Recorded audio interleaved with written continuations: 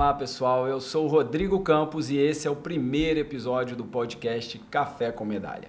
Aqui a corrida é o ponto de partida, mas as conversas vão muito além. Hoje nós vamos conhecer a história por trás de uma medalha muito especial. E quem está aqui comigo é Glaucio Montemor, ou apenas Gal, treinador e ultramaratonista. Gal já correu 19 ultramaratonas, fez 246 quilômetros na Grécia, correu 3 vezes a Conrads Marathon, que ocorre na África do Sul. E foi 2 vezes vice-campeão ultra 24 horas, correndo 208 quilômetros em 2023. Gal, que honra te receber. A gente já começa direto no coração dessa conversa. Conta pra gente por que essa medalha que você trouxe é a mais especial da sua vida. Na verdade, você trouxe 2. E por que são 2 medalhas? Essa prova tem a... Primeiro, bom dia, obrigado, né, pela presença, obrigado por ser o primeiro. Sucesso pro Café com Medalha. Estamos juntos há mais de 10 anos, né, Rodrigo? Mais de 10 anos.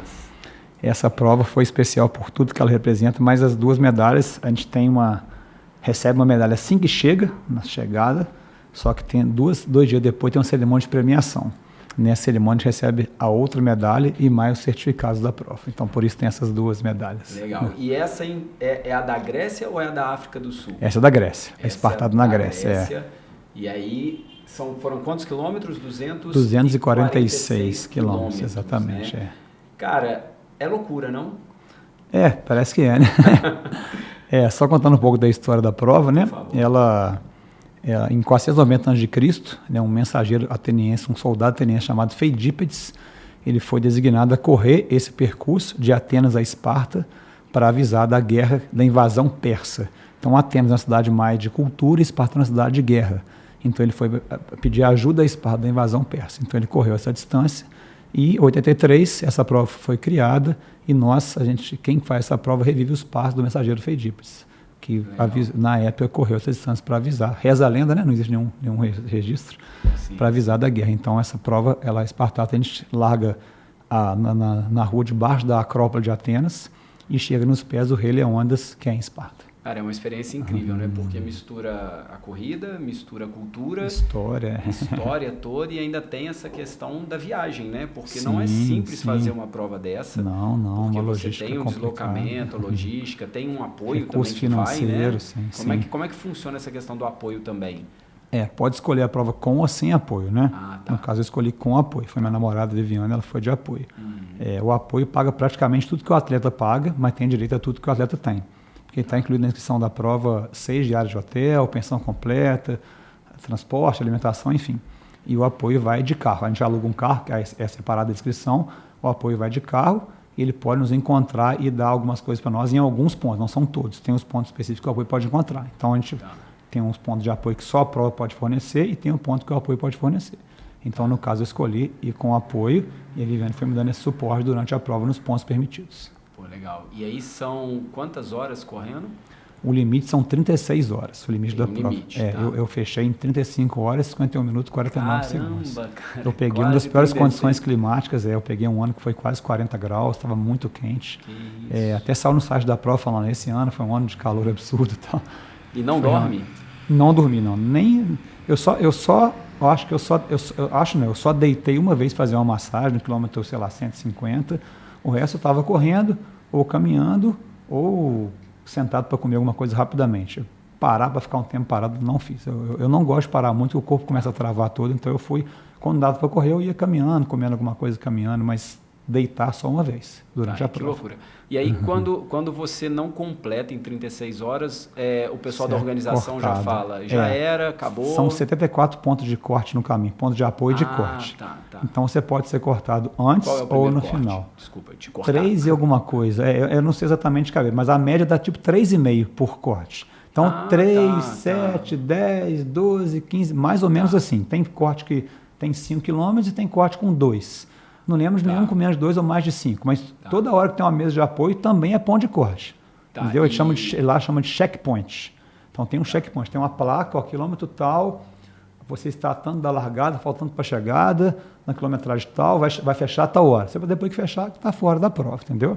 E tem o ponto no final também, 36 horas, entendeu? Então tem que passar antes. Eu passei antes, no início, bastante folga, Devido ao calor extremo, eu comecei a ficar lento e cheguei a passar mais próximo 9 minutos, não lembro em qual, 9 minutos. E o 42 quilômetros, porque aí é onde eu conseguiria ir no máximo, né? Porque eu sou maratonista, não ultramaratonista. O 42 corta quando? Mas qual o tempo? 4 horas e 45. Consigo. Até a maratona eu vou. Para quem faz uma prova, tipo assim, com 3 horas e pouco, é bem de boa. Né? Legal. De boa, entre aspas, né? Porque a gente passa bem acima do que a gente faz a maratona normal. Eu, por exemplo, eu tenho maratona com 3 horas e 9, passei lá com 3 horas e 50. Passei com a folga tranquila, assim, com 4 horas e 45 é de boa. Cara, legal. Mas quando que você percebeu que correr ultra seria o interessante para você? Porque você começou correndo poucos quilômetros, quando eu comecei a correr, eu aguentava no máximo 4 quilômetros. 4 quilômetros. Era 2 voltas na UF, era meu limite. 2 voltas na UF, que dá 4 e pouco. O UFJF aqui em Juiz de Fora tem mais ou menos isso aí. 239 a volta. A correr, né? Isso aí. E conta um pouquinho também, né, da corrida da África do Sul também, que é uma outra prova muito grande que você já foi 3 vezes, cara. É mais uma viagem, são mais treinamentos. Prova linda. Como é que é a prova lá também? Porque eu acho interessante, o nosso podcast vão ter pessoas, né, de vários níveis da corrida. Corre de várias distâncias, né? Com certeza ultramaratonistas vão estar também acompanhando a gente porque você está participando. Mas fazer uma viagem, né, nessa circunstância, e foram nos últimos anos, né? Vamos dizer aí, África do Sul, você foi quais anos? 2015, 16 e 19. Grécia 2024. Tá, e essa da África do Sul tem aquele esquema de você ir num trajeto e voltar no mesmo trajeto ao contrário? Como é que funciona essa? Vou responder a sua primeira pergunta primeiro, né? Que você falou como eu comecei com a distância. Eu comecei correndo como todo mundo começa, me emagreci um pouquinho, 4 quilômetros, e eu tinha uns amigos que naquele mesmo ano ia fazer São Silvestre. Eu comecei a correr no mês de 2005, então fez 20 anos agora. Falei, São Silvestre são 15 quilômetros, será que eu aguento? Eu vou escrever e ver qual é. E aguentei, e eu vi que eu tinha mais prazer com distâncias mais longas que mais curtas. Eu comecei correndo Juiz de Fora, ter o nosso ranking, né, que são corridas de 6, 7, 10. Aí depois veio a meia maratona no outro ano, e depois de 3 anos veio maratona, e eu vi que eu tinha mais prazer com distância longa. Veio os 50 quilômetros, e foi os 100, e tudo muito respeitando o tempo, nada foi de um dia para o outro, foi com tempo hábil, né? Aí quando eu descobri, eu assinava uma revista chamada Contra Relógio, hoje ela está no Instagram, ela era uma revista física mesmo na época. E eu comecei a ouvir falar da Conrads, 90 quilômetros na África do Sul, a ultra mais antiga do mundo, começou em 1921, e eu comecei a gostar daquilo. Eu falei, cara, eu acho que vou tentar realizar um sonho de correr essa prova. Não sabia desse da Espartato ainda. E ela tem uma tradição bem legal, né? Chegando nela, ela larga numa cidade litorânea que chama Durban, e chega numa cidade serrana, chama Pietermaritzburg, que é próximo de 90, porque ela pode ser um pouco mais, um pouco menos, que eles mudam um pouco o ponto de chegada. Então ela tem a tradição de um ano sobe e outro desce. Quando você faz 2 anos seguidos, você ganha uma medalha que chama back-to-back. Eu consegui essa medalha, fiz 15 e 16. Isso é legal demais, exatamente, né? Uma medalha desse tamanho, eu falo que é menor, mas é que mais representa. Nossa, legal. Uma moedinha menor que R$1, assim. Que isso. E ela tem, e para a distância que ela tem, são muita gente, porque é 90 quilômetros, 20 mil pessoas cortou do lado, 20 ou mais, 22 mil exatamente. E assim, é uma organização impecável, uma energia muito legal. Ela também tem ponto de corte, mas muito menos que a Espartato. São 6 pontos de corte e o final são 12 horas. E não existe tolerância de nenhum segundo, assim. Quem chega com 11h59, 59, eles fecham, quem chega com 12 horas já acabou. Eles bloqueiam a pessoa e não ganha nem medalha. Nossa, que sensação horrível. Não, deve ser muito então, ruim. ela tem uma tradição muito legal, por ser a primeira ultra do mundo. Ela surgiu no pós-Primeira Guerra Mundial. Um soldado lá na época ele sabia que esse caminho os soldados faziam. Falou, os soldados fazem, então corredores devem conseguir fazer também. E ele foi muito criticado, porque lá atrás, né, ninguém imaginava que 90 km seria possível de correr. E no primeiro ano foram 38 pessoas. Ele conseguiu, depois de uns 3 anos, brigando muito lá, conseguiu. E a prova cresceu de tal forma que até hoje ela tem 20 mil pessoas todo ano. A inscrição agora abriu 1º de novembro para o ano que vem, acabou em 10 horas, 20 mil vagas. Então ela é uma... A gente acha que só as provas, desculpa te cortar, mas a gente acha que só as provas menores, curtas, que acabam as inscrições rápidas, principalmente nesse movimento das corridas, mas as ultras também estão nesse ritmo. Porque é o mundo inteiro, né? Mas Espartato são 400 vagas, mas tem que ser sorteio, porque senão vai ter gente querendo. Sim. Então, realmente a Conrads é uma prova que foi um sonho realizado, sim, consegui mais vezes. E ela é uma energia muito legal, uma organização muito boa, tem gente no percurso o tempo todo, as pessoas montam barraca na rua para ver os atletas passando, é bem interessante. Porque 90 quilômetros, né, passa ali por várias vilas, cidades, exatamente, né, exatamente. E num outro país, mais uma vez, a cultura fazendo parte também, a história fazendo parte das corridas, né? A gente está acostumado, às vezes, em provas que com certeza correm aí, passam por dentro das cidades, das capitais, né? A gente pega São Paulo, por exemplo, você passa por São Paulo, centro de São Paulo, e vê os prédios grandes, mas você fala em Grécia, em África do Sul também tem esse charme, né? Assim como as provas da Europa, claro, assim como provas também dos Estados Unidos também, ali a gente vê isso acontecendo. Mas o Glaucio, ou o Gal, né, lá do passado, né, imaginaria que conseguiria correr essa quantidade de quilômetros. E que mensagem que você daria ali para o Gal do começo? Cara, você vai correr 246 quilômetros ou você vai fazer, já respondendo também a questão das ultras, das provas de 24 horas? O que são as provas de 24 horas também, né? Então, eu comecei sem nenhuma pretensão. Eu comecei como qualquer um começa, repetido, né? Eu só queria emagrecer.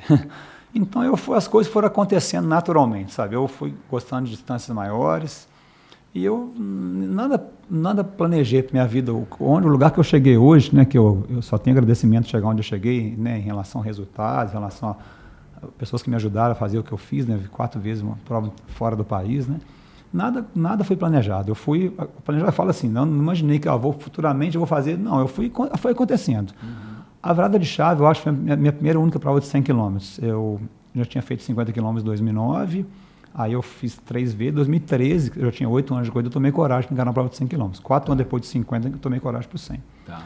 Eu fui para completar a prova, eu falei 100 km na primeira vez, e eu fui 5º lugar geral nessa prova. Então, aí me deu um estalo, eu tenho condições de ficar no pódio em provas longas assim. Então foi isso que eu acho que foi a virada de chave. A partir daí eu comecei a conseguir patrocínio. Na época nem tinha Instagram, né? Na época nem Facebook eu tinha. Eu fiz Facebook depois da prova de 50, eu acho que foi 2012, não sei, para começar a divulgar mais para a prova de 100. Então eu acho que foi a virada de chave, foi essa prova. Então as coisas foram acontecendo. Eu comecei a perceber que em provas longas eu tinha condições de ficar bem colocado assim. Aí naturalmente apareceram patrocínios e ajudas. Então foi uma coisa... aconteceu naturalmente, entendeu? Legal. Já te falando da prova de 24 horas, é bom deixar, quem não conhece a ultramaratona, a maioria das pessoas não conhece, né? A ultramaratona pode ser de tempo ou de distância. Quando é de distância, ela pode ser de uma cidade a outra ou pode ser de um circuito fechado. Uhum. Quando eu fiz 100 km, foi numa presa de 400 metros, foram 250 voltas. 250 voltas? De 400 metros, exatamente. A prova de tempo, ela é sempre em local fechado, não tem como ser de um lugar ou outro, porque o tempo é tempo fechado. Então, quando deu tipo 6, 12 horas, tem uma pessoa aqui, tem outra pessoa lá longe. Então, prova de tempo é sempre circuito fechado.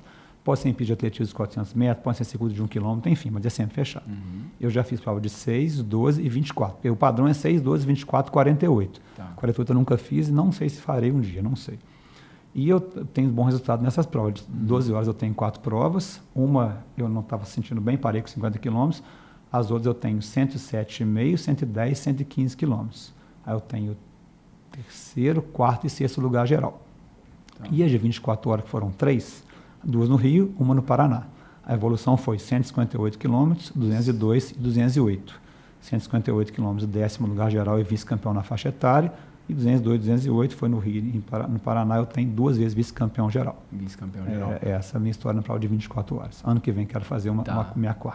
Tá, legal. Aí vamos até aproveitar, né? Para quem está acostumado, você falou aí de distância ou tempo para ultramaratona. Você está falando que nós temos provas, né? De 5, 10, a meia maratona, que são 21 quilômetros e 97 metros. 21,97. Nós temos aí a maratona, que são 42 quilômetros, 195 metros.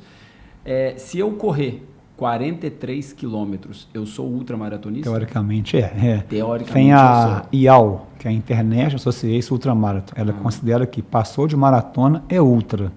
Tá? Então, se tiver uma prova de 43, é ultra. Raramente tem. Posso colocar no meu Eu nunca vi prova entre 42 e 50. Não, começa 50 para cima. Mas tiver uma prova de 45, 46, quem fez teoricamente, você completou uma ultramaratona. Sim. Legal, bom saber, porque eu estou no nível do maratonista. Cara, e vamos falar um pouquinho agora do mental e do físico para quem é ultramaratonista, né? Sim. A gente fala muito de perna, óbvio, porque a gente precisa ter esse preparo. Claro. Mas na ultra, a cabeça, ela corre mais que o corpo, possivelmente. Eu acho que vou te ouvir, porque eu sou maratonista. Qual foi sua maior batalha mental em uma prova longa, dessas provas todas que você fez? A trabalho mental, de realmente, às vezes, pensar em desistir, não desistiu, completou. Você falou que uma das provas que você fez, você não estava bem, mas não estava bem, era mental, era físico. Como é que você trabalha essa parte mental nas provas, durante as provas? Eu falo que a dificuldade toda está no treino, né? A prova é o baile da formatura, a cereja do bolo, é o final, né? Você sabe muito bem disso. Sim. Então, trabalha muito bem nos treinos. Eu lembro que eu fiz um outro podcast, eu falei justamente esse exemplo. Você está, sei lá, um dia, 4 horas da manhã, você tem que acordar, fazer um treino longo, está frio, chuvoso, a sua cama quentinha está muito melhor. Uma cama quentinha não dá resultado. Então, você vai. E depois que você fez um treino desse, que você não estava afim de ir, você sai muito melhor físico e mentalmente. Porque o treino fácil é muito fácil, né? Sim. Quando está nas 7 horas da manhã, está 20 graus, é muito fácil. Agora, você pegar, sei lá, 4 da manhã, 10 graus, ou 40 graus, sei lá, um treino de meio-dia, exemplo. São treinos difíceis de se realizar, de você encarar. Então, esses treinos fortalecem físico e mentalmente. Eu falo que fortalece mentalmente mais que o treino fácil. Porque você vai calejando ali, dando vontade de fazer, que você fala, se eu fiz no treino, eu vou fazer na prova. Então, esses treinos trabalham sua mente junto. E durante a prova, eu coloco mini metas para mim. Isso é legal. Principalmente falando da Espartato. Uma boa dica, uma boa dica. Porque assim, a minha maior prova, antes, menor que a Espartato, de um lugar a outro, foi a África do Sul, Conrads, 90 quilômetros. Todas entre a Conrads e a Espartato foi prova de circuito. Prova de circuito é muito fácil mentalmente falando, porque você tem tudo ali, a logística é muito fácil. Você tem uma volta, seu apoio está ali, essa volta eu quero... Você você fica meio protegido.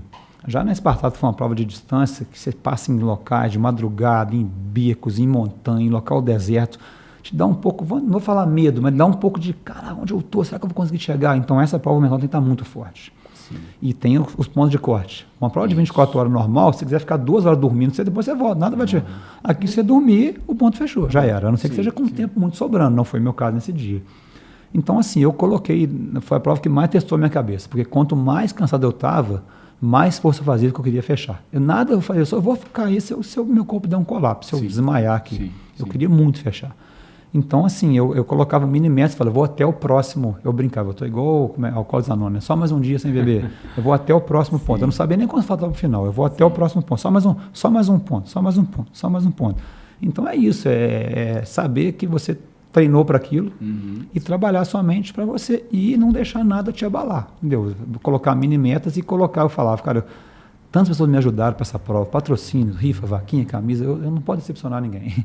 Então foi isso, eu fui com a vontade de fechar a qualquer custo. Eu acho que é isso aí. É legal que quando a gente faz a maratona, pelo menos eu já fiz 2 maratonas, o quilômetro 38, ele é um quilômetro que marca bastante, porque você já está ali num nível, né, de cansaço mental, físico, e você ainda tem 4 quilômetros, e geralmente é onde começam a aparecer as pessoas, né, já começa a ter aquela torcida, a família que está vendo, os amigos. Aí começa a aparecer as assessorias. Então você já está no clima de chegar, mas não está chegando, porque ainda são 10% da prova, né, 4 quilômetros. E o cansaço já está grande. Então, assim, o 38 para mim em maratona é um marco. Até, inclusive, quando eu fiz a maratona de São Paulo, a primeira vez, foi o quilômetro em que eu vi entrando na USP em São Paulo. Sim. Eu entrei no 32 e tive o azar de olhar para trás e ver o quilômetro que eu sairia, que era exatamente o 38. Sim. E foram 6 quilômetros correndo. As pessoas têm que dar uma volta e chegar nisso aí. E correndo. Cara, até o pessoal que estava tocando música dava vontade de pular em cima. Eu já passei nesse para. E aí, depois do 38, realmente que é uma marca ali que realmente é complexa de você vencer, quem está fazendo maratona. E esse ano também, na minha prova de Floripa, que eu estava muito melhor, muito mais preparado, né? E, cara, o 38 também me marcou. Foi. É interessante, porque a gente passa... essas provas que você faz de ultramaratona, é interessante porque você larga e você chega num outro ponto. As provas quando a gente faz de maratona, pelo menos as que eu já fiz, e as do Rio, meia maratona do Rio, de São Paulo, Floripa, Curitiba, sim, Porto Alegre, a de Juiz de Fora também, a gente vai e volta. E volta, sim. Né? E a de Florianópolis, a gente passa... no 30º quilômetro, a gente passa pelo pórtico do outro lado e passa por todo esse movimento da galera. Da largada e chegada, sim. E é um funil, assim, que você passa no meio do pessoal, parece que você está chegando. Mas, cara, faltam 12 Falta quilômetros. 12. Então, trabalhar a mente ali também. E ainda, sim, até você voltar e chega no 38º, você fala, cara, faltam 4. Então, realmente, é um ponto que eu acho que a mente é importante, porque até, inclusive, para complementar... Quando a gente faz a maratona, tem uma frase, né, de maratonista, que é assim, são 30 quilômetros com as pernas, 10 quilômetros com a mente, com a cabeça, 2 quilômetros com o coração e 195 metros com lágrimas nos olhos. Cara, depois sim, disso, o que é para chegar na... Imagina com mais 240, mais 200 quilômetros. É com o quê? Rapaz... Não sei te responder isso. É loucura, né, cara? Cara, é a vontade de fazer, gostar do que faz. Eu não tenho explicação, muito, assim. Eu falo, pessoal, você chegou cansado? Não, cansado eu estava no quilômetro 100, cara. Eu cheguei muito além do cansaço. É uma coisa muito além. Acima de tudo, lidar com dores. Eu falo que ultramaratona é lidar com dor. Vai ter dor o tempo todo, vai ter dor. Há 24 horas de Toledo, que eu tive uma dor abdominal, que eu falei, nossa senhora, eu nunca senti isso na minha vida. Eu tive câimbra que eu nunca tive nos treinos. E eu tive dor abdominal muito forte, eu fiquei preocupado, tive dor no joelho. Então é saber lidar com dor e saber entender essa dor, né? A hora de você talvez ter que parar se uma dor que pode comprometer a integridade física. Sim, isso não deve acontecer. Sim. É uma dor que você está indo bem, que você vai, né? Vou conseguir, vai melhorar. Saber entender essa dor, graças a Deus, eu nunca tive nenhum problema sério a ponto de desmaiar, nada disso. Só dor muscular mesmo e dor que passa, né? Então é isso, na Espartato também dor o tempo todo, eu chorava e estava muito doendo, mas eu acho que acima disso aí, acima da maratona ou do 100 e tal, sim, é entender seu corpo e saber lidar com muitas dores, que dores vão acontecer, e muitas. E aí a gente está falando, né, óbvio, de dores durante a prova, né? Mas a gente que corre, a gente tem ali todo um treinamento, quem quer fazer direito, e a gente vai falar um pouquinho disso. Claro.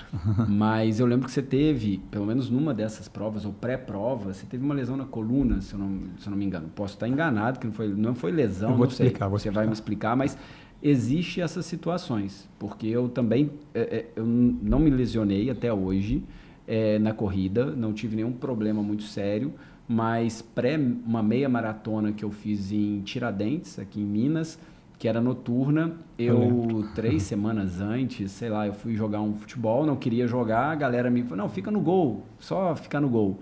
E fui fazer uma defesa com o pé fez assim, foi, voltou, e aí eu tive que fazer fisioterapia para conseguir correr aquela meia maratona noturna, com lanterninha e o exército ali acompanhando.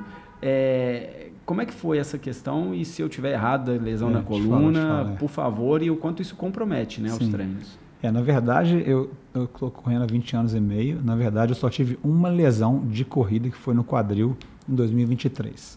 Entre uma outra e outra, depois de Toledo e antes de uma outra prova em Valença. Eu fazia lesão causada pela corrida. Uma lesão no quadril, que durou umas 2, 3 semanas. A minha coluna, eu tenho hernia de disco cervical e lombar. Eu já tinha, muito antes de eu começar a correr, e desde quando eu comecei a correr, melhorou tipo 99%. Bom. E eu só tenho crise quando eu estou destreinado. Quando eu estou bem, eu nunca tenho nada. Mas ano passado, faltando um mês e pouco para a Grécia, foi a única crise que eu tive. Não foi crise grave, mas foi incômodo, dor. Comprometeu alguns treinos. Eu tive um incômodo considerável estando muito bem treinado. Foi a primeira vez. Então é só isso, não é uma lesão de corrida, né? É uma dor na coluna que eu já aprendi a lidar com ela, corro de boa assim, com ela. Se eu estiver destreinado, ela me incomoda, se eu estiver treinado, eu não sinto nada. Mas ano passado eu senti pela primeira vez uma crise que eu tive com dor, estando treinado, deu uma dorzinha. Mas tratei tudo bem na prova, não senti nada, foi isso, entendeu? Mas eu tenho a hernia de disco lombar e cervical que me incomoda um pouco mais, é a lombar. Mas não é lesão de corrida, entendeu? Exatamente. A de corrida foi só do quadril mesmo. Eu quis dizer lesão, mas é lesão a dor em si, me incomodou, exatamente. Né? Eu lembro que a gente foi, eu vivendo, foi um beach park fim de semana, a minha ideia era subir e descer a serra num dia, subir e descer e subir no outro. Eu não subi no dia que eu fui porque estava um lamaçal lá, você conhece, né? Estrada de chão com lama não dá. E no outro dia eu comecei a correr, desci, deu 2 km eu parei. Então eu ia fazer um fim de semana, 60 no dia, 60 no outro, eu fiz 2. Acontece, vida real. Acontece, aí a corrida não deixou, me impediu. Eu acho legal, até a gente está aqui conversando, eu estou falando de algumas provas que eu fiz e o Gal é meu treinador há mais de 10 anos, então acho que isso aí ajuda, né? Porque a gente tem aí um histórico legal. Sim. Desde as minhas primeiras provas maiores, né? Como eu tenho 18 meias e 2 maratonas e uma prova de 25,5, 25 quilômetros, até inclusive em Bitpoca, foi uma prova que eu fiz lá.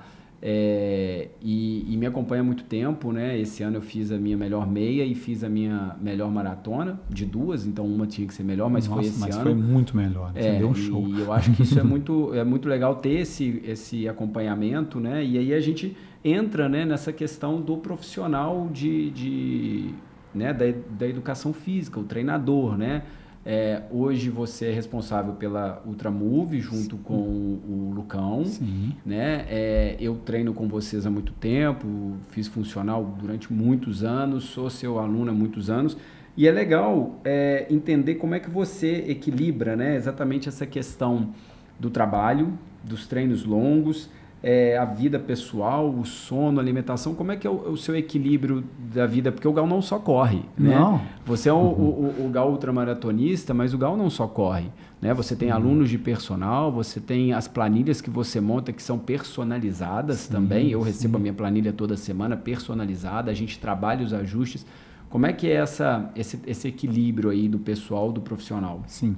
É bom deixar claro, muitas pessoas leigas confundem, acham que eu sou atleta profissional. Não. O profissional é o cara que ganha dinheiro com corrida, eu não ganho nada. Sim. Então eu sou um amador, não confunda amador com inexperiente, amador de não ser profissional. As pessoas confundem, mas você é amador, legal. Como assim, cara?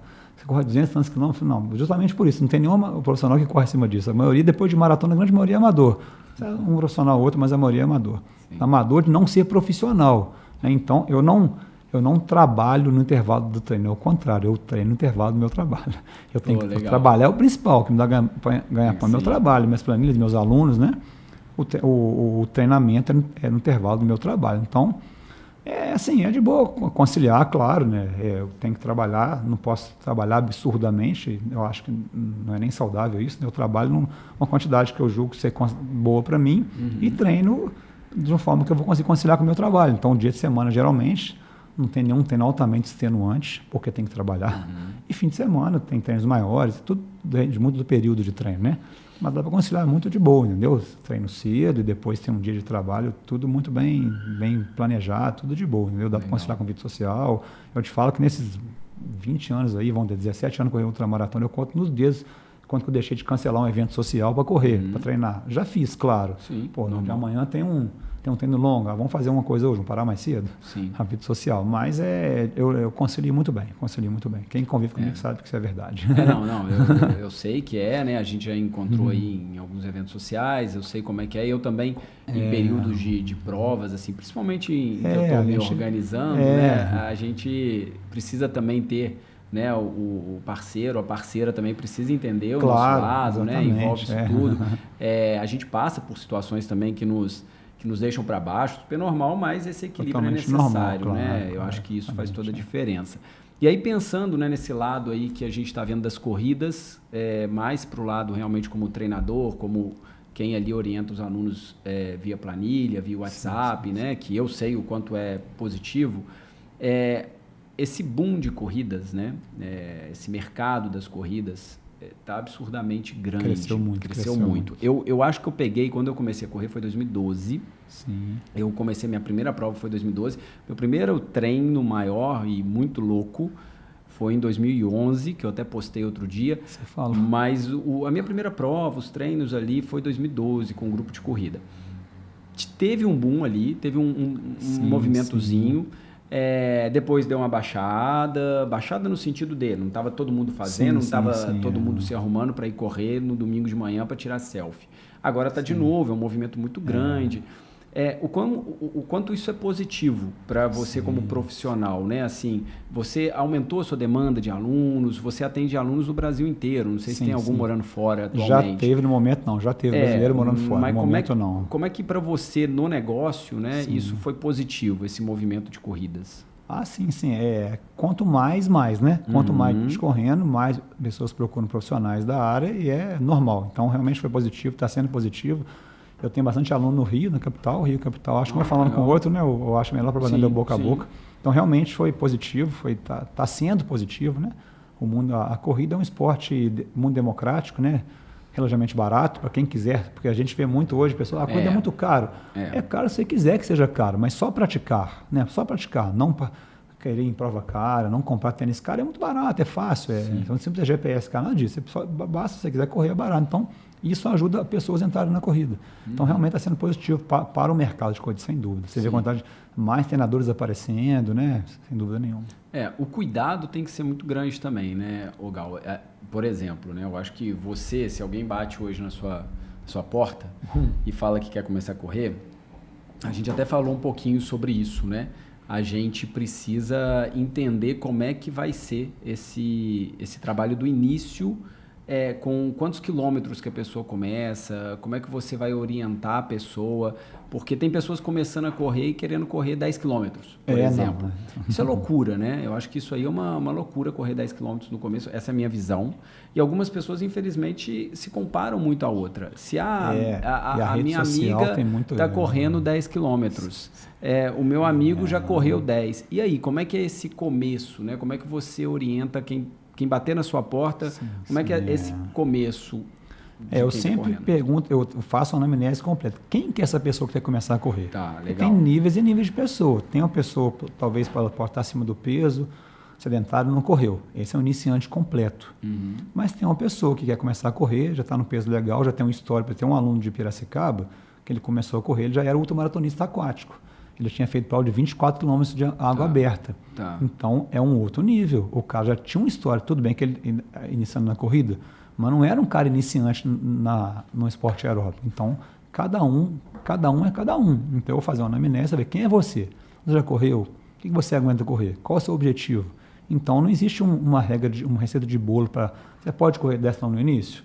Mesmo se a pessoa veio de outro esporte, é difícil ela correr 10 de cara. Mas, enfim, tem gente que aguenta correr 3, 4. Eu aguentava correr 4 na época, eu já fazia, eu nadava, eu andava de bicicleta, fazia umas caminhadas. Então, assim, cada um tem o seu, cada pessoa tem o seu nível. Então, eu sempre procuro saber procuro saber não, é uma regra minha, né? Sim, seu histórico, o que você já fez, sua história de exercício físico e tal, uma série de perguntas para saber, para nivelar de onde a gente vai começar, entendeu? Sim.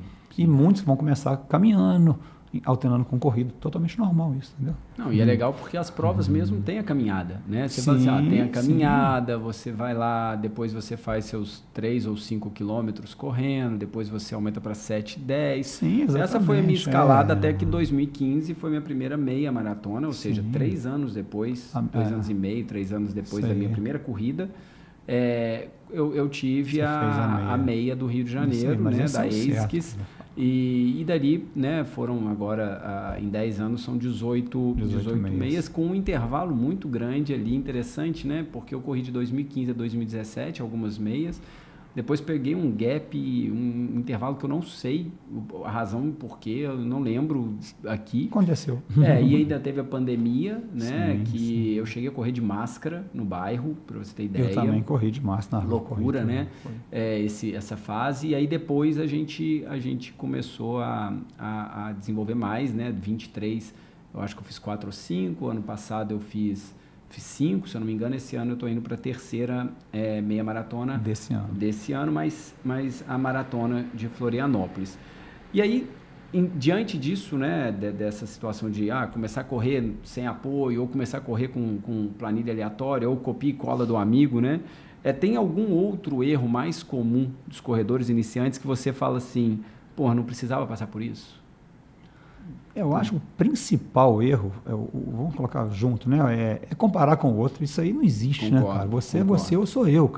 Né? O fulano é o fulano. Então faça o seu, cara. O que você pode fazer é ter uma pessoa que você se inspira, para ter um incentivo. Mas não se compare com ela, porque você não sabe o passado, a história daquela pessoa, né? Quem veio com essa distância aí, cara, pô, mas isso aí eu fui devagarzinho, eu fui passo a passo, né? Eu fui elevando. E o principal é isso aí, querer pular degraus. Faça prova de 5, faça prova de 10, faça meia maratona, depois faça uma maratona. Se você quiser ir para ultra, isso é um funil, quanto mais quilômetros, menos pessoas. Se você quiser, vai devagar. Então, assim, esse é o principal segredo, entre aspas, é ir devagar. Então, eu fiz 1 ano e pouco, eu fiz meia, eu demorei maratona, demorei 3 anos. Para 54, para 100 quilômetros, 8. Então, foi muito bem passo a passo. Então, eu sempre falo, modéstia à parte, eu fiz um caminho legal. Sim. Então, assim, tente seguir por aí, porque eu vejo pessoas comendo hoje, começam a me correr hoje, que correr uma maratona em 6 meses, pelo amor de Deus, cara. Não dá. A grande maioria que faz isso, ou lesiona, ou desmotiva, ou os dois. Ela chega a falar, já fiz maratona, então agora... Eu vejo muitos que fazem isso e param. Então, o erro principal é isso aí, comparar com os outros, não se compare, e pular etapas. As etapas tem que ser gradativamente, um degrau de cada vez. Eu tenho um amigo 10 anos mais novo que eu, a gente começou a correr juntos num grupo de corrida, o primeiro que eu participei, antes da sua assessoria, e ele decidiu fazer essa loucura de correr 21 quilômetros antes da hora. Vamos dizer assim, a pessoa quiser correr, ela vai correr, beleza, mas ela foi correr 21 quilômetros, ele, no caso, cara, o cara quebrou e nunca mais correu. Mas o que acontece? É isso, o cara disse... não dá pra mim. Pô, claro, ele não tinha corrido nem 15, exatamente. Não treinou nem 18. Ele não respeitou o processo. O processo, né? E pensando nessa questão de alunos, né? Tirando eu, que eu me considero ali realmente um aluno disciplinado, um aluno que segue ali a planilha, que para mim, assim, a minha primeira maratona, quando eu fiz, foi em 2016. Você conversa bem comigo, isso é importante. Quando eu não estou sentindo bem fisicamente, mentalmente, eu te mando, eu não fiz, você tem uma orientação ali também. A minha primeira maratona eu fiz em São Paulo em 4 horas e 20. E esse ano ano passado eu falei, eu vou fazer mais uma maratona no projeto que eu criei, 42 anos, 42 quilômetros, né? E é uma loucura, porque eu não pensava em fazer outra maratona, eu sempre preferia, a minha distância preferida é a da meia maratona, 21 quilômetros, que eu me sinto bem, confortável, os treinos também são legais, mas decidi fazer e veio essa evolução, né? De 4 horas e 20 para 3 horas e 16, tirando 1 hora e 4 minutos, 9 anos mais velho, né? Então, acho que isso aí mostra esse cuidado, essa evolução. Além de mim, que sou um excelente aluno, você tem algum outro que te marca profundamente pela jornada ou pela superação? Assim, estou te fazendo a pergunta agora, não tem nada combinado, mas vem algum aluno que te lembre, e assim, que os outros não fiquem chateados, mas vem na memória. Claro. Você tem muitos alunos, né? Então, com certeza. Eu tenho um aluno, eu não conheço ele pessoalmente. Cara, eu acho isso incrível também. Ele mora em Americana, interior de São Paulo, Marcos. Ele também é ultramaratonista. Ele já fez... Porque eu estou com ele há 1 ano e pouco, mas ele já tinha feito uma ultra antes. Eu acho que ele tem 2 ultras no currículo. Uma comigo e outra antes da gente começar, que eu estou lembrando. É a Ultra Bertioga Maresias. É a Ultra, elas são 70 quilômetros, 75. São Paulo, né? Mesmo. Pelas praias. Ele é um aluno super dedicado, muito disciplinado. Já fez, eu acho que 1 ou 2 meio Iron. Iron, acho que não, fez só o meio Iron. Então, é um aluno realmente tipo você, assim, disciplinado, conversa comigo, manda mensagem. Esse ano ele teve que cancelar uma maratona por causa de mudança de trabalho profissional. Teve a cabeça de falar assim, cara, não estou conseguindo treinamento porque eu tive uma mudança profissional, não vou fazer maratona. Então, assim, tem uma consciência legal.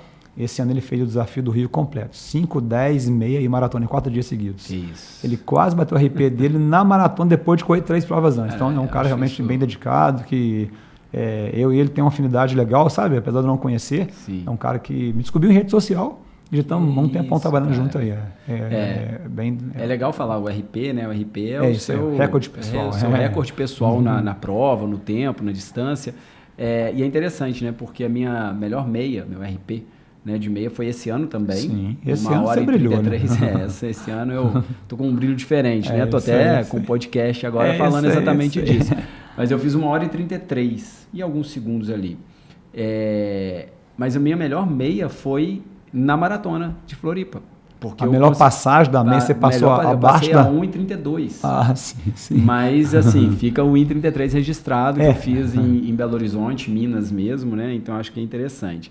E a gente, falando de corrida, né? A gente tem alguns tabus nas corridas. E eu acho que isso é legal também a gente falar aqui, porque para quem convive, né, mais ainda no dia a dia, né, das corridas, você tem os seus alunos, qual é um grande tabu que você vê aí nas corridas, além de uma que você, não é de uma prova específica que eu até mandei para você brincando essa semana, Sim. que é a São Silvestre, a famosa corrida de São Silvestre, que você sempre falou que o povo fala que é a maratona de São Silvestre, não sei o quê. A prova é famosa, não sei porque alguém falou que é maratona. É maratona, mas nunca a São foi. Silvestre são 15 quilômetros, né? Então, assim, esse é um tabu, querendo ou não, é um tabu de corrida, mas aí a gente tá falando de prova e tal. Mas da corrida em si, que tabu que você tem aí, que já chegou para você, que você acha que é interessante? Eu acho que essa coisa atualmente, colocar a corrida como uma coisa cara e difícil de ser feita, entendeu? A corrida não é cara nem difícil, né? Repetindo, né? Não é cara se você não quiser que seja cara. Ela pode ser cara. Por exemplo, eu fiz uma viagem para a Grécia, foi caríssimo. Sim. Eu não conseguiria sozinho, se não fosse meus apoios. Talvez uma pessoa que tenha condição financeira melhor conseguiria sozinho, mas é caro, muito caro. Mas assim, a gente vê rede social hoje, então, mas eu comprei um tênis, hoje em dia tem tênis de placa de carbono, tá famoso agora entre o pessoal da Elite, tem tênis de R$4.000, mas tem de 250, tem de 200, então assim, o tabu do momento tá isso, minha corrida é muito cara, mas eu tenho que ter isso, você não tem, você pode, né? Na verdade, cara, eu sou treinador, claro que é melhor ter um treinador, mas você pode correr até 100, né? Se você quiser só praticar, sem ter um objetivo, você pode ter fisioterapeuta, nutricionista, pode, mas você pode ter nada, se você não precisar. Fala assim, então é um tabu muito grande. A corrida, apenas praticar a corrida é muito simples. Né? Você pode comprar um tênis barato, você não precisa ter GPS. Eu comecei correndo na época não tinha GPS, não era um cronômetro da Nike de camelô de R$15. Eu fiz muitas provas assim, fiz até meia maratona assim na época. Então assim, você pode comprar uma camisa, um short de uma marca desconhecida, beleza. Agora, você quer evoluir, beleza. Então é isso aí, o tabu que a corrida é cara, não é cara. E que a corrida é difícil. Eu vejo muitos profissionais, não criticando ninguém, tá? A minha visão é colocar a corrida como difícil. Você tem que pisar assim, tem que fazer técnica de respiração, pelo amor de Deus, isso não existe, entendeu? Você tem que respirar, cuidando com a sua passada. Isso na prática é inviável. Então, assim, é um tabu, cara, é um tabu. Você que corre há 13 anos, né? Você faz alguma técnica de respiração quando você corre, você não faz, tem que ser viável. Isso é inviável, você não se preocupa com a sua passada faz. Então, é uma coisa natural, um movimento simples. Então, é uma crítica que eu tenho, né, com alguns... Então, quem dificulta isso? Eu acho que só você como profissional, você tem que incentivar pessoas. Quando você fala que a corrida é difícil, que você tem que respirar assim, a pessoa não consegue fazer, ela desmotiva. Então, assim, você pode talvez depois fazer algum tipo de ajuste, se necessário, mas quando começa a correr é simples, cara. Pode começar a correr naturalmente. Mas você nunca usou o óculos baixa pace? Pelo amor de Deus. Não, você nunca usou o óculos baixa pace? Não tem óculos baixa pace, porque não existe óculos baixa pace. Cara, isso é incrível, né? O baixa pace é minha aerodinâmica. Falta de cabelo já é minha aerodinâmica. Já ajuda, né? Cara, é muito louco pensar nisso, né? O óculos então, baixa pace, você vê onde chegamos, mas enfim, um dia eu vi não sei se a Eveline, que vai estar aqui contigo, me mandou tá um cara falando do manguito, cara, que o manguito abaixa o pace, que o manguito melhora na concentração, que o manguito melhora, pelo amor de Deus, um manguito, cara, o manguito, a única coisa que ele ajuda eu corri minha maratona em Florianópolis de manguito, tudo bem, beleza. Que é isso? Foi o manguito. O responsável foi o seu treino. Então, o cara falando que o manguito ajuda na concentração, eu vi esse vídeo. Entendeu? Assim, não precisa ser entendido para saber. Então, é um mundo que em toda área tem isso, né? Não, e as redes sociais propagam exatamente, isso, né? Tem que o manguito faz, ajuda para o dia do sol e do frio ali, beleza. Exato. Mas, então assim, o tabu é isso aí, cara, são coisas que as pessoas estão criando coisas que não existem, entendeu? Exatamente, concordo. Né? E aí, é claro, óbvio, a gente está falando aqui de manguito, de óculos corta-pace, e correr tem boas histórias, né? Vamos lá, senhora, né? Claro. Qual que foi o perrengue mais engraçado que você já viveu correndo, né? A gente tem alguns aí, algumas pessoas sempre contam, mas qual que foi o que você lembra, assim, cara, esse aí foi incrível, loucura o que aconteceu e que você conta rindo ou que realmente quando você conta a pessoa fala, não imagino acontecendo comigo. Ou nas ultras, ou nos treinos, porque é a vida de corredor. Porque assim, eu nunca tive uma situação de precisar ir no banheiro no meio de provas, não tive. É claro que quando você chega, você está ali, o seu organismo trabalhou ali, óbvio que ativa, mas eu já parei treino e já parei treino faltando uns 4 quilômetros. E foi ao banheiro. Não, até chegar em casa. Eu fui trancado até chegar em casa, porque eu estava correndo no centro de Juiz de Fora, na cidade. Eu lembro que eu parei no São Mateus e ainda tinha que chegar em casa, né? Não dava 4 quilômetros, dava 2. Mas perrengue mesmo que você já tenha passado. Então já levando para esse lado. Vamos para esse lado, porque esse lado é o lado real. Eu tenho apenas uma prova de 100 km. Eu tenho provas menores e maiores, mas 100 eu tenho apenas uma. Eu não sei por que eu nunca mais fiz nenhuma. Talvez eu faça mais alguma vez. Então, essa prova foi a primeira prova, como eu falei, foi a prova que virou a chave na minha vida, né? Eu tinha feito prova de 50 e fui para o 100. Nesse meio tempo, eu fiz 3,50, eu fiz bastante tempo, muitos anos passaram, e eu fiz vários treinos entre 50 e 100. Mas prova, eu pulei de 50 para o 100, né? De prova. Treinos eu fiz um monte no meio do caminho. E nessa prova, como eu falei, eu fui para completar, e não lembro qual quilômetro, tipo no quilômetro 45, não sei. Eu estava em 6º lugar geral nessa hora. E eu vi que eu tinha condições de ficar no pódio geral. E tive vontade no banheiro, fazer o número 2. É o famoso número 2. Acontece. Exatamente. E eu fiquei assim, se eu for no banheiro, isso na minha cabeça durante a prova. Eu vi que depois eu fiz outras vezes e fui no banheiro e não tem por que fazer o que eu fiz. Eu falei, se for no banheiro eu vou perder tempo. E eu fiz no short, na calça, né? No short. Na época, no short de compressão. E eu fui ali, tipo, do 40 ao 100, cara. Tive diarreia, tive problemas sérios, gástricos, que foi tudo na calça. Eu não fui no banheiro. Eu fui no banheiro uma vez só. Sim. Então, assim, foi horrível. Foi uma fralda. É melhor correr de fralda. Coisa horrorosa. Então, assim, é uma coisa que não é legal, não é recomendado. Eu recomendo quem fizer uma prova longa hoje, quem estiver ouvindo uma prova longa, vá no banheiro, pelo amor de Deus. Sim. Então, assim, mas foi eu inexperiente em prova que dura o dia inteiro e tal. E eu consegui ficar no pódio, 5º lugar geral. Não sei se eu fosse no banheiro ali, eu acho que não. Eu não ia. Correu mais pesado. Não, mais pesado não, porque o peso continua no corpo, né? Nossa Senhora. Então, assim, foi um perrengue, uma coisa horrorosa. Eu cheguei no final, meus amigos vieram me abraçar, eu falei, não abraça não, cara. Não faz isso não. Minha irmã falou, não faz isso não, Deus. Então, assim, é um perrengue que não acontece só comigo, tá? Eu já vi o pessoal de triatlo acontecendo. Não sei se quem acompanhou a Olimpíada do Rio 2016, o campeão da marcha atlética, inclusive saiu pela perna, mostrou na câmera, na Globo, na TV. Então, assim, acontece. Então, foi meu perrengue, assim, realmente muito ruim, desagradável. A prova foi uma história muito boa, mas, assim, depois disso eu tive outras vezes em provas que eu fui no banheiro. Sim. Por exemplo, na Espartato, uma prova que é de um lugar a outro, que é mais difícil de banheiro ainda, porque você não está no circuito fechado. Verdade. Eu esperei chegar ao banheiro e fui, né? Durante a prova fui 3 vezes.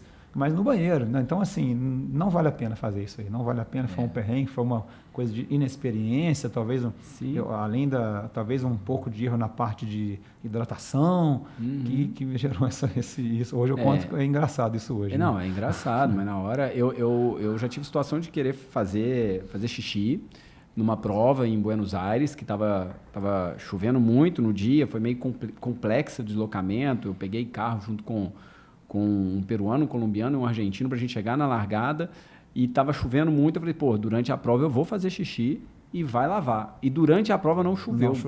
E eu corri com a vontade de fazer xixi. Não tive coragem de fazer ali e xixi, né? Então você imagina que era algo que secaria com certeza muito melhor do que o número 2.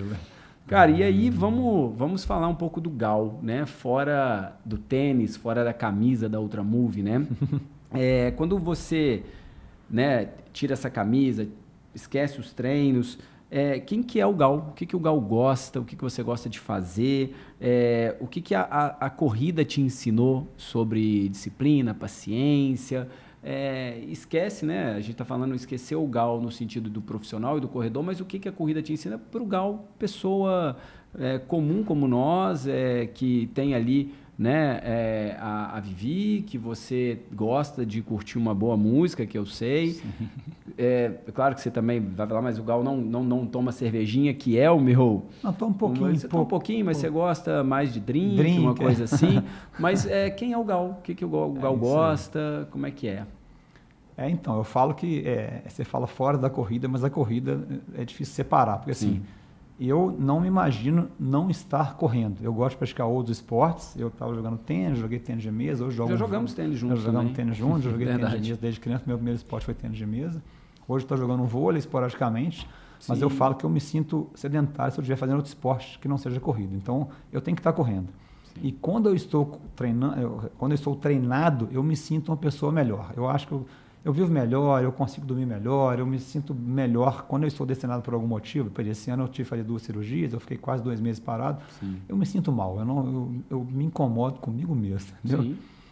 Mas o Gal fora da corrida, enfim, né? Como eu te falei, né? Eu já fui adolescente que já usei cigarro, já bebi, né? Graças a Deus, tem mais de 30 anos isso que o cigarro durou 6 meses da minha vida só, mas já bebi bastante. Hoje, que isso tem muito tempo que eu parei. Sim. E hoje é uma pessoa, enfim, né? Que bebo pouco, como você falou, gosta de uma caipirinha, não toma cervejinha que vocês tomam. E a minha namorada Viviane gosta de cerveja igual você, cerveja artesanal, né? Gosta de apreciar uma boa cerveja. Eu já tomo ali, não sou um apreciador de bebida de vinho, nada disso, né? De boas bebidas. Mas gosto de sair à noite de forma moderada, né? Sim. Porque muitas pessoas veem de fora e acham que a gente é igual um robô, né? Tipo assim, você não sai, você não toma uma cerveja. Não, né? Você não come um hambúrguer, uma pizza, não come. Inclusive, às vezes come até demais. Sim. Mas, enfim, tenta levar uma vida saudável, né? Eu moro sozinho, eu acho que isso é fácil de controlar, né? Sim. Não tem criança, que eu acho que dificulta um pouquinho, talvez, você colocar uma alimentação, um biscoito na sua casa. Eu acho que eu tenho uma vida, tento levar o mais saudável possível durante a semana.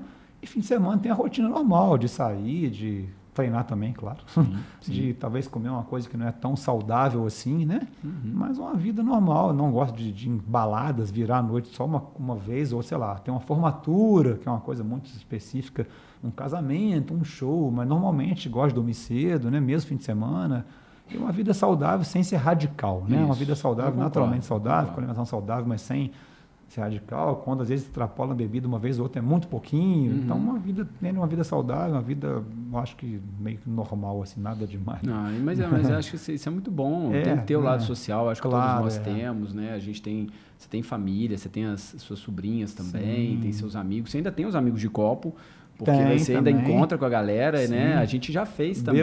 Bebo 1% do que eles bebem, mas a gente já fez aquele percurso de bares, né? Sim, que nós já fizemos juntos aí também. E assim, eu acho que é isso que é legal, você curtir, você tá junto com as pessoas. Tem um pouco de radicalismo quanto a isso. Exatamente. E eu acho que isso é importante também, né? E que bom que você encontrou uma pessoa que acompanha o seu ritmo também, né? A Viviane, ela acompanha, ela faz parte do seu dia nesse sentido também. Me chama de doido, mas entende a minha doideira. Mas eu sou seu aluno, sou seu amigo e também te chamo de doido. Então, assim, faz parte, né? Sim. E para a gente ir seguindo aqui, né, para nosso final da nossa conversa, né? Acho que é importante pensar em objetivos, né? Os seus objetivos como corredor que aqui estamos, né? Tem uma próxima prova já? Tem uma inscrição já feita? Ou tem esperando uma inscrição ser aberta agora? Então, eu pretendo voltar um dia na Grécia, fazer Espartado de novo. Tá. Porque, assim, apesar de ter estudado a prova, estudado, eu vi vídeos, estudei o percurso da prova, quando você chega lá, é diferente. Assim, você encarar... Sim. Então, foi uma prova muito mais difícil do que eu imaginei. Eu tive momentos muito difíceis durante a prova, sofri muito, chorei, achei que não fosse completar. E consegui completar. Mas eu quero voltar lá com a experiência de quem já foi. Talvez eu treinei muito bem, claro. Não posso chegar na prova dessa, não 100% treinado. Mas eu sinto que eu posso ir melhor. Então, assim, eu tenho um objetivo futuro, não sei quando, de voltar na Espartado, de encarar ela com mais maturidade, talvez melhorar meu tempo, encarar ela com uma forma de quem já fez a prova, estudar ela melhor, treinar melhor, enfim. Mas eu pensei que eu voltaria ano que vem, não sei se eu vou conseguir. Mas inscrição feita mesmo. Eu tenho a maratona de Uberlândia, que é em maio. É uma maratona que eu tenho vontade de fazer há um tempo tradicional pra caramba, exatamente. Né? Chama Maratona Nilson Lima. Esse homem aí já correu Nilson Lima tem mais de 70 anos, né? E no momento deve estar com 450 maratonas por aí. Eu vejo toda semana ele faz uma maratona. Ele queria parar com 300, ele tem 70 anos, mas está inteiraço. 400 e poucas maratonas, leva o nome dele. Sim. E lá é interessante que lá nessa maratona, o pessoal da Conrads, da África do Sul, se encontra lá. Fala que é a maratona brasileira dos conradeiros. Então, mas tem muita gente da Conrads lá. Então, é uma maratona legal. A Uberlândia está no centro ali também, né? Tem a galera de Brasília que dá para ir, a galera de Minas, a galera de São Paulo. Aí depois vamos esticar um pouquinho, tirar um pouco de férias. Sim. Aí eu vou fazer depois a maratona de BH, que você já fez a meia do zoológico, vou fazer a de BH. Boa prova. A princípio é isso. E no segundo semestre, como eu acho que não vou conseguir voltar na Grécia, eu quero fazer uma 24 horas de Indaiatuba. É uma prova boa, é uma prova que quem já fez fala bem dela, é uma 24 horas que eu não fiz ainda. Então o objetivo para o ano que vem deve ser 2 maratonas a princípio, talvez alguma meia encaixar no caminho, e o foco maior, 24 horas de Indaiatuba, que a ideia é superar a minha distância de 208 que eu fiz em Toledo em 2023, né? Esse é o objetivo. Em 2027, talvez não, grande chance de eu voltar na África do Sul, que vai ser a edição 100 da Conrads. Então a edição 100 está esperando assim... Vai ser uma prova muito especial. Então eu quero voltar lá. Mas ainda quero voltar um dia na Espartato, que é foi o sonho realizado de vida. Primeiro sim. veio o sonho da Condes, depois o sonho da Espartato. Ele está realizado já. Perfeito. Falo que eu zerei a vida ali, mas eu quero voltar mais uma vez com a experiência de quem já foi. Cara, isso é incrível, né? A 100ª, né? Esse ano vai ter a 100ª São Silvestre, né? E foram 50 mil vagas abertas, 50 mil vagas preenchidas e abriram mais 5 mil para sorteio, né? E eu entrei nessa, assim. Foram 56 mil pessoas inscritas no sorteio das 5 mil vagas e eu fui sorteado. Então, eu vou fazer a 100ª São Silvestre esse ano. Então, dia 31 de dezembro eu tô lá. Bem, antes da gente finalizar a nossa conversa, vou agradecer os nossos patrocinadores da nossa primeira temporada do Café com Medalha. Agradecendo o Bom Brasileiro, Padaria Artesanal e Cafeteria, que é onde a gente está gravando aqui o nosso podcast. Muito obrigado, Hélia e Cíntia, por abrirem a casa de vocês. A Ultramove, treinamento funcional e corrida. Prazer. Eu sou fã, sou aluno, então, assim, muito obrigado por estar aqui você no primeiro episódio e também estar patrocinando. A Ludmila Riani, nutricionista, nutrição clínica e esportiva, 15 anos de experiência, minha nutricionista e esposa, então tem aqui um carinho muito grande também. Muito obrigado, Lud. E a Prana Consultoria, Vitalidade Empresarial. Ajuda a empresária a organizar a empresa por dentro, com clareza, performance e resultado. Cássio, muito obrigado. Cássio também é um atleta, é um cara que corre, que nada, fez a primeira meia maratona esse ano aqui em Juiz de Fora. Então, maneiro. Ele acredita muito no esporte, no desenvolvimento ali para empresários e empreendedores também. Então, agradeço aí os nossos 4 patrocinadores. Gal, para a gente finalizar essa conversa, você já falou, né, das medalhas que você tem, das medalhas que você gostaria de ter ainda, né? Você trouxe aqui as 2 medalhas, tem uma medalha lá ao fundo e essa que fazem parte da mesma prova. Nós temos aqui também um fotolivro, né? Que eu acho que me deu de aniversário esse cara, isso tá incrível, assim, esses livros. A história da Espartato resumida e rapidinho. Desde a ida, né? Desde da viagem, eu acho isso incrível. Muito bom. Depois eu quero ver com mais atenção, porque eu não tinha visto, tá? Sim. E a capa é linda, né? A capa você tomando... É água aqui? É legal falar isso aí. Por favor, para a gente... na chegada, entender, né? Assim que na chegada, logo após a chegada, tem a estátua do rei Leônidas, que representava lá na Grécia Antiga, era o rei da região de Esparta lá. E assim que a gente chega, a gente toma água, representava na época do rio Eurotas, que é um rio que banha a cidade de Esparta. A gente recebe a coroa de oliveira. Eu acho que tem foto aí que na Grécia Antiga, nos Jogos da Grécia Antiga, todos os atletas ganhavam a coroa de oliveira. E aí a gente recebe a medalha, toma a água, a coroa e uma camisa de finisher. Então isso aí é uma representação simbólica da Grécia Antiga lá. Que legal. A gente chega e encosta a cabeça nos pés da estátua do Rei Leônidas. Assim. Incrível, incrível. E para a gente finalizar, eu queria que você deixasse um recado final para quem está nos acompanhando, né? Só no áudio ou no vídeo e áudio, e sonha com uma ultra um dia e que também quer fazer seus 10 primeiros quilômetros, né? Eu acho que seria legal você deixar esse recado com uma pessoa experiente, como um treinador e que corre também. Sim. Por favor. Bom, como vocês ouviram aqui, eu comecei como qualquer pessoa começa, né? E tive sonhos, né? Ao longo da vida de esportista, tive sonhos e realizei, né? Com dedicação, disciplina, com a ajuda de outras pessoas. Nunca tive vergonha de pedir nada, né? Não tenho vergonha também de pedir ajuda, patrocínios e apoios, né? Quem possa ajudar, ou pessoas próximas. Então é isso aí. Se você tem um sonho, se você pretende evoluir, seja maratona, seja ultra, seja 10, seja meia, e você está começando agora, né? Não deixe de começar. Daqui a um ano, se você tivesse parado, não ia lugar nenhum. Então, se você daqui a um ano, você vai agradecer que começou hoje. Então, vá atrás dos seus sonhos, dedique, né? Corra atrás, faça um caminho para isso e você vai realizá-los. Obrigado. Muito obrigado, Gal. Valeu. Até a próxima, que vai ser daqui a pouco, porque a gente convite. Troca mensagem quase todo dia. Isso aí. Obrigado. Nosso segundo episódio vai ser com a Raquel Pinheiro. Espero que vocês acompanhem depois desse episódio, né, que acabou agora. Como diz a mensagem que está atrás da canequinha, medalha no peito e café na mão. Muito obrigado, pessoal. Valeu.